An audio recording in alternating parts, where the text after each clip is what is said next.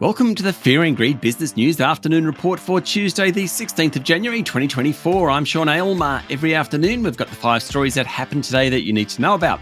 Story number 1, local shares fell to 4-week lows today, with the S&P ASX 200 closing down more than 1% to 7,415 points.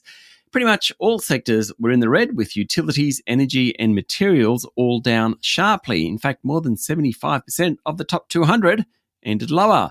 Bad news out of Europe. The region's biggest economy, Germany, shrank in the final 3 months of last year, pushed the ASX lower, particularly since Wall Street was closed overnight for the Martin Luther King holiday. The big miners tumbled. Fortescue Metals Group was off more than 2%, while BHP, Woodside, Rio and Santos were all off more than 1.5%. All the major banks were lower. CSL fell 1.6%, while Woolies, Transurban and James Hardie all did about the same.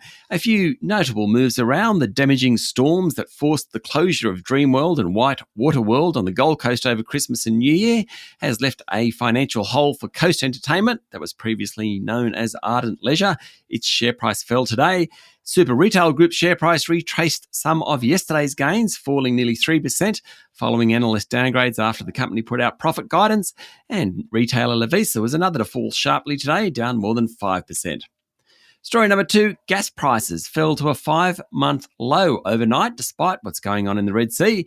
There's weaker than expected global demand and higher inventories that's putting downward pressure on prices. That's part of the reason for some of the energy companies' poor performance on the ASX today. Iron ore prices have also been falling for most of this year. Other commodities have been steadier, with Brent crude and gold largely unchanged over the past 24 hours. The Aussie dollar is buying just over 66 US cents.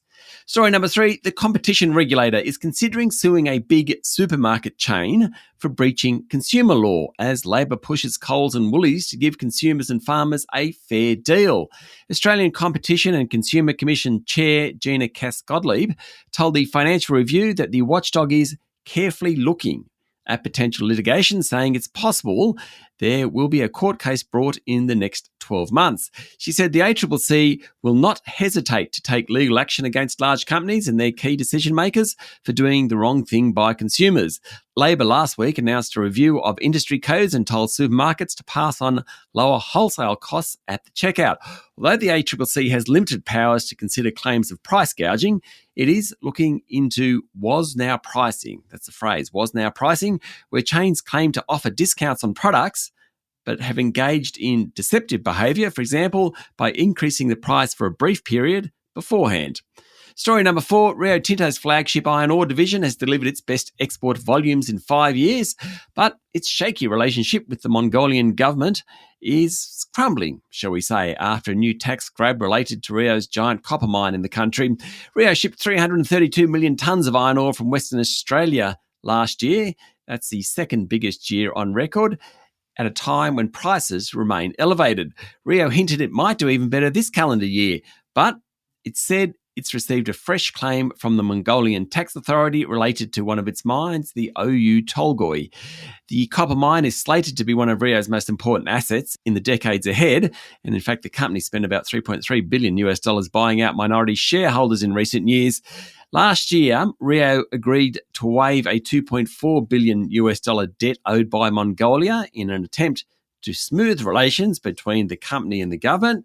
But now it's received a new tax claim dating back to 2019 and 2020 for about $80 million US.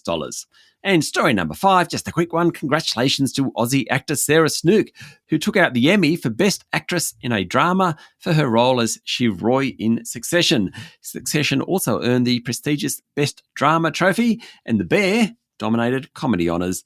That's it for the afternoon report for Tuesday, the 16th of January, 2024. Michael Thompson and I will be back tomorrow morning with the Wednesday edition of Fear and Greed Business News. I'm Sean Aylmer. Enjoy your evening.